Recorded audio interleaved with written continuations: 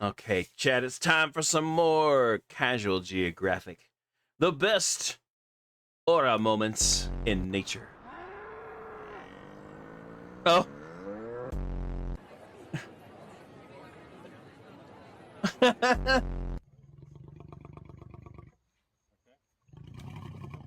Aura. You've heard the word, even if it was after the brain rot brigade ruined it for everyone. The definition of aura is not important. It's the No. feeling. It's commanding an entire room without speaking. It's when your name is spoken, it demands respect. Man, look, we don't even need this intro. You know what aura is. Captain America wielding the hammer of Thor? Aura. Steph Curry having an entire building watching him shoot?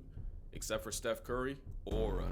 Experts advising tourists against even saying this bear's name for their safety? Aura. Animals What? can have it too, and when you talk about aura, this bear might just be the mascot. This is bear number 122, but he's mainly known as the boss. He's a 700-pound walking boss. boulder of a bear and the most Yep. dominant grizzly in Banff That is a big bear. That is a big freaking bear. National Park in Alberta. He's your biggest predator's biggest predator, as the boss has been recorded catching, murking, and eating other bears. In fact, one of the first times he ever was seen was while feeding on a recently expired black bear, or at least what was left of him, and officials had to close down the Sundance Canyon Trail until he was done. He's like the carnivore conductor. Everyone has to follow his timing. He's always the last bear to hibernate, but the first one up. He has a home range of about 1,000 square miles, and like Genghis Grizzly, Boss is believed to have fathered 70% of all the bears in Banff. Brother Bear was going to work, but unfortunately, with every job, eventually you retire, and one day Boss tragically hit a train and was put down.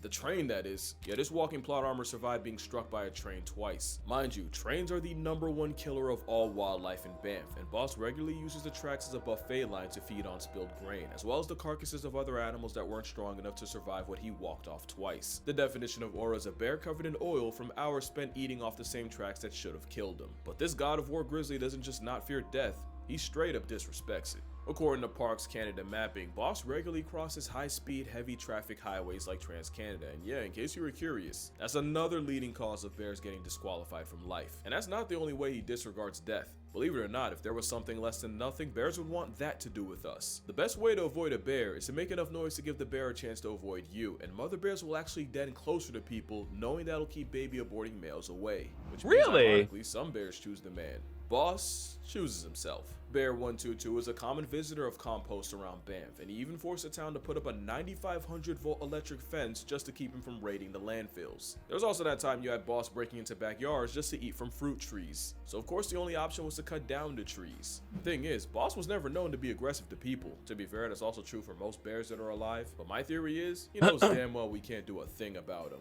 Boss is a whole anime protagonist with predatory hardware, so you shouldn't be surprised that he has his own villain. One day, wildlife photographer John E. Marriott seemingly saw Boss at his worst. He could barely move, he had chunks taken out of his face, and for the first time, Dude, he got messed up. Damn. he had gotten got.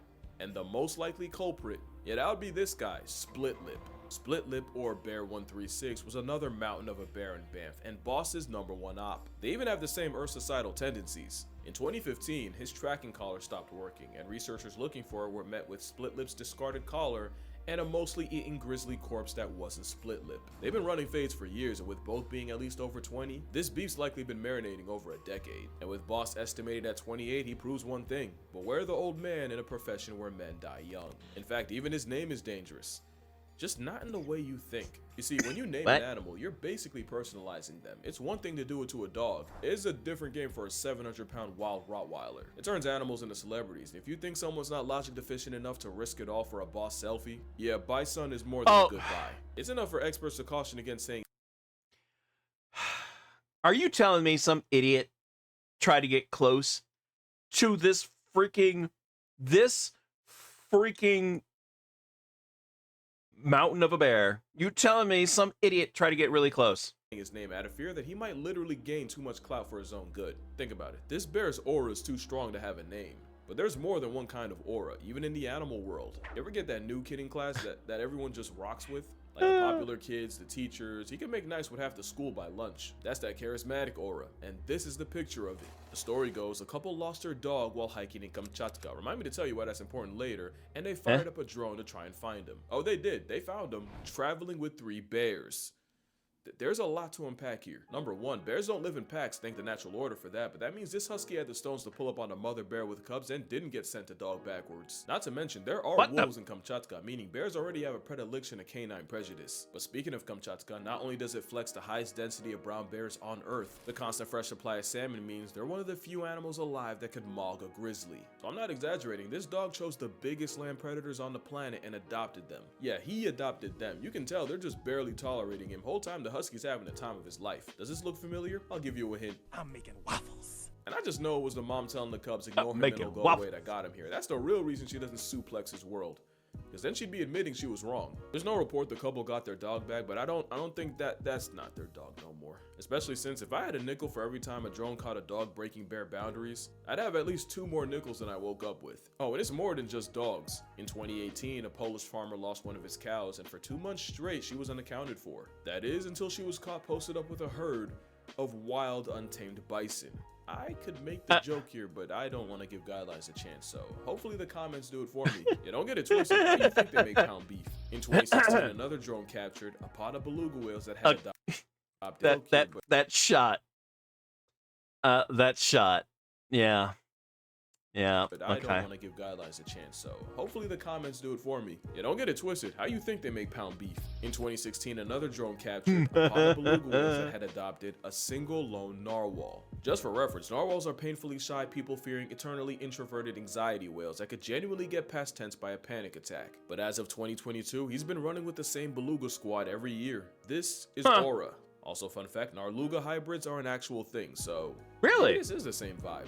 Probably helps that despite resembling a sun-starved dolphin, belugas have the intimidation of a cinnamon roll. Next animal looks like a cinnamon roll, but could absolutely fold you. The 2-week-old unrefrigerated pie. Holy crud! That is all. Okay, hold on here. 1, 2, 3, 4, 5, 6, 7, 8, 9, 10. She has 10 dogs. That is a lot of dogs. Look, I like animals. I love animals, but that's too many. That's too many.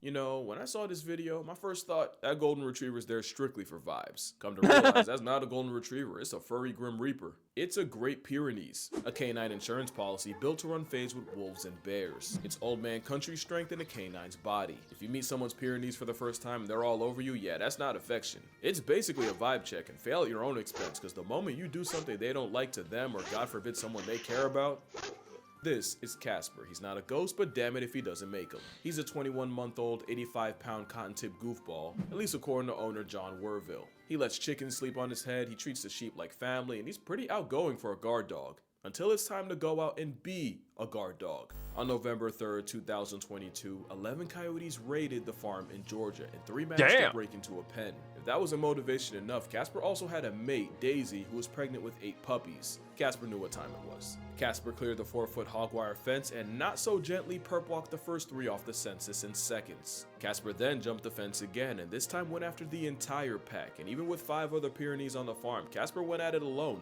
No backup. This was personal. Casper would disappear for 2 days, until reappearing with cuts, torn skin, and a severely injured tail that ended up getting amputated. I told the other guys, but corpses aren't allowed on YouTube. The next day, people found the bodies of the decommissioned coyotes littered around railroad tracks, the carnage totaling 8 dead coyotes. If you remember how many unborn pups they pressed, I don't believe 8 was an accident. Casper would spend 2 weeks at the emergency vet and another 6 at the animal clinic to treat his wounds of war. But thanks to Samaritans donating $15,000 to his medical bills, Casper would make a full recovery. And in 2024, he was voted the People's Choice Pup and won Farm Dog of the Year. Today, Casper's retired, and after single-handedly saving his entire bloodline, as he should. Next animal also retired, but only after saving his entire species. Except this is the one time the aura came from stolen valor. Aura fraud is a crime, and his prehistoric plus-size pebble committed it. Giant tortoises actually used to be seasoned all over, but that changed the moment folks discovered how good turtle meat tastes. It was actually ridiculous. You know, they didn't get a scientific name for hundreds of years, all because the sailors traveling with them kept eating them before they made it back to London. It got to the point where the population of giant tortoises on Hispaniola Island was come 3 on. males and 12 females away from getting discontinued permanently. They started a breeding program, but off the bat, only 2 males were able to contribute. That was until they realized that a tortoise living in the San Diego Zoo had actually been born on Hispaniola, and DNA tests confirmed that Diego was exactly what they were looking for, and so recruited him. Diego peeped the census and immediately came to his senses. He locked in. They said, "Go Diego, Okay. go." Boy, did he ever. 3 male Hood Island tortoises were brought into the breeding program, and Sir Diego proceeded to score a career high in spreading thighs. Do turtles even have? Yes. With more rounds than Nick's cannon, the don't amorous need to know Anvil that. Flex spawned 900 children and fathered 40% of all the 900? tortoises born in the program, forever immortalizing him as a turtle who laid so much pipe he carried the species. And I do mean carry. There were 3 males, but one of them literally couldn't bump shells if their species depended on it. Either that or it was one of those watching turtles. Now, I'm not a Watching mathemacologist, but 3 males with one pulling 40% and the other contributing vibes means Diego wasn't the MVP. That turtle was E5, and logic says his loins were responsible for 60% of the output. But apparently Diego being a bigger, louder personality means he siphoned E5's clout, although to be fair, being named after a fucking bingo space didn't help. E5 was quiet, reserved, and rarely witnessed in the act. Meanwhile, Diego was the type to crash Keratin and let the whole island hear about it. This was a turtle 2-man that went on a legendary run to save their species, Okay. which now numbers 2,300 on Hispaniola. Both tortoises have retired and have since been returned to their native island almost 80 years after they were first recruited. Look at this. Look at this. I mean,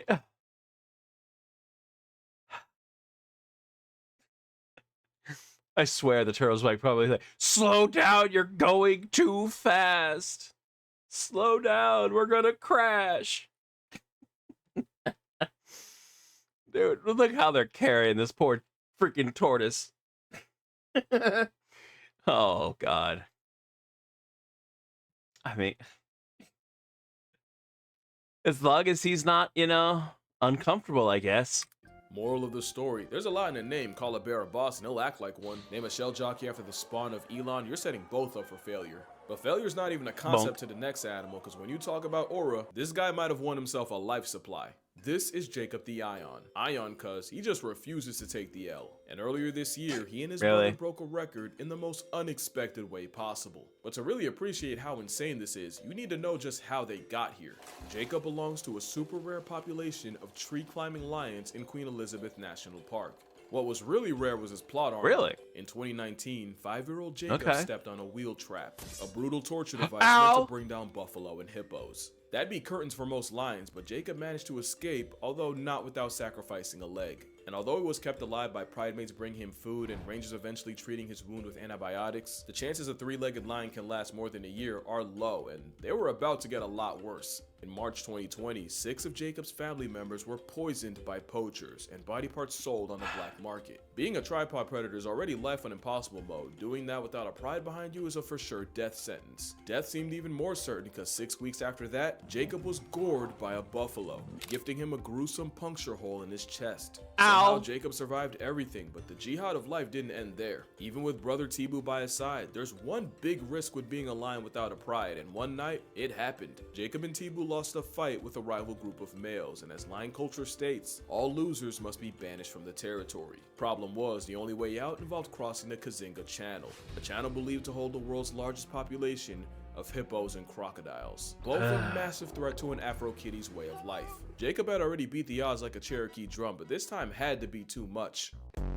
They did it. Jacob and Tibu swam nearly a mile across croc and hippo seasoned waters at night. It was the longest distance a lion has ever been recorded swimming, and in Kazinga, most don't make it past 100 meters. The brothers lasted a length of 14 football fields, and the craziest part, it didn't take one try. It took 3 attempts, and one of them ended with a mysterious creature stalking them and forcing the pair back to shore. Do you know the nerve it takes to swim through a steroid lizard luncheon and a hippo pool party in the dark for 45 minutes straight while having no way of knowing if something's following you? What even motivates 2 lions to risk their entire lives swimming through a literal, yeah, that'd do it?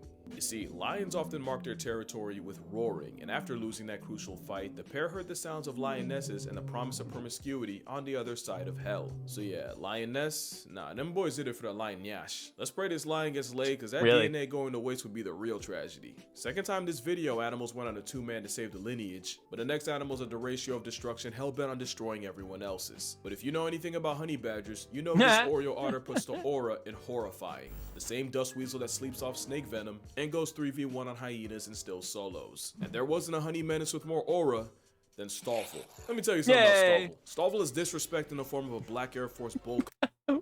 We love Stoffel He's the here. mascot of habitual line stepping, and like IBS, you can't stop him, you can only pray to contain him. He was actually found by caretaker Brian Jones, credits to the Weasel distribution system, but Stoffel is like a four-legged tornado in his home, nuking the place and daring him to do something about it. Eventually, he brought Stoffel to the Mahala Hala Animal Rehabilitation Center, and if you think being around other animals calmed this Tasmanian devil, you don't know Stoffel. There wasn't a single animal this furry thumbtack wouldn't beef with, from messing with a rhino 100 times his size, to running a fade with a serval next door, to even folding an adult tawny eagle. No foul. He'd also harass kitchen staff and help himself to the fridge. Who was gonna stop him? And it turned out Stoffel wasn't fit to be released to the wild, so this felon ferret was here to stay. At one point, he dug through an electric fence and started bullying the lions, specifically chasing the male around and trying to bite his lion bits. The lion actually grabbed Stoffel, but fun fact, honey badgers are built like a comeback, and loose skin around the neck meant he could turn around and bite the lion right back. He must have been feeling himself, because Stoffel ended up going back to the lions a second time, and nearly got mauled to death, spending over 2 months in the animal hospital. No. The first thing this monochrome crash out did, fresh out, was try to get it back in blood, and at this point,